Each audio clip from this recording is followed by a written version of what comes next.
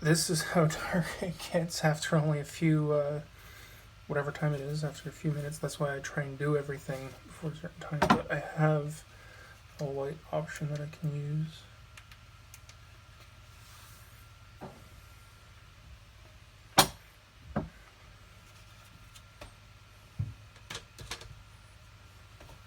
The light's coming from the side now. The other method that I was going to talk about that I'm going to do in this one is carve out the stem, which is a little hard to do because you have to kind of rock the knife because you don't want to pull in and out too much because it's not going to be able to go too deep and it's going to pull out too easily. But you just basically walk your way around the stem. You may end up with it not exactly going perfectly straight. And you just wiggle it and pull it out. But as you can see, a lot of the seeds and some of the other parts of it will get stuck behind.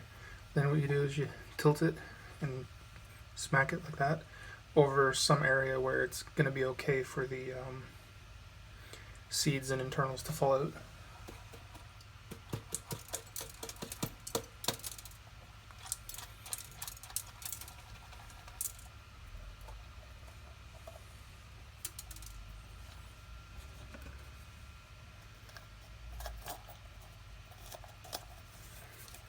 I'm just going back over it to try and break free some of the internal structure because this one seems to have a lot.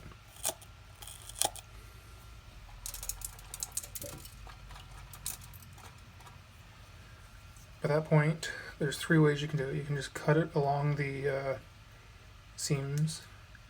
You can cut it in half, which isn't a great idea because then you're going against the sections unless it's so there's male and female peppers. One has 3 segments on the bottom.